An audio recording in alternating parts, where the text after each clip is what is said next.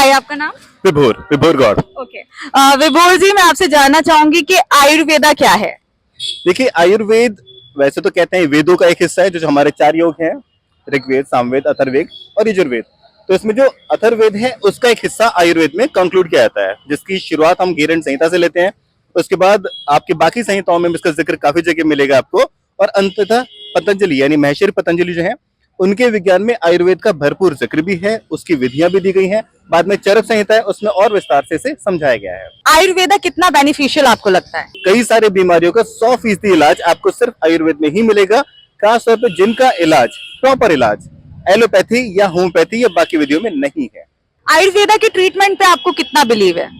आयुर्वेद का ट्रीटमेंट अपने आप में सफिशिएंट है, यानी कई सारी बीमारियों को, जैसे कहते हैं कि एलोपैथी सिम्टम्स को खत्म करता है, लक्षणों को खत्म करता है, लेकिन आयुर्वेद जड़ से बीमारी को दूर करने के लिए जाना जाता है। लेकिन ज्यादातर लोग कहते हैं कि समय ज्यादा लेता है असर करने में।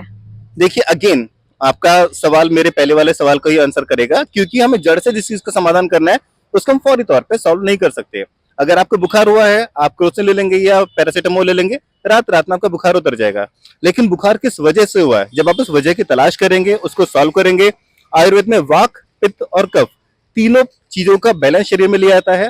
किस वजह से कौन सी बीमारी हुई है उसकी जांच पड़ताल की जाती है, और बाद में उस वजह का समाधान किया जाता है। तो जाहिर है उसमें थोड़ा वक्त तो लगेगा, वो ओवरनाइट वाला सॉल्यूशन नहीं है। तो जो लोग अभी भी आयुर्वेदा का इस्तेमाल नहीं करते हैं या वो ट्रीटमेंट नहीं लेते हैं, क्या उनको लेना चाहिए कि नहीं? जी हाँ, बेशक लेना चाहिए। मैंने कहा ना, देखिए होता क्या है ना कि हर चीज में, मैं ये नहीं कह रहा हूँ कि किसी भी चीज का, जैसे सपोज करो आपको खांसी हुई है, आप नॉर्मल शहद ले लीजिए, अदरक का रस ले लीजिए, तुलसी के पत्ते ले लीजिए, ये सब हम आयुर्वेद का ही तो इस्तेमाल कर रहे हैं।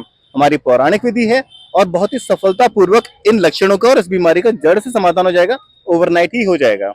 चर्म रोग, इसका आमतौर पे माना जाता है कि एलोपैथी चर्म रोग का बहुत ज्यादा समाधान नहीं कर सकती, या फिर वो सर्जरी पे चले आएंगे।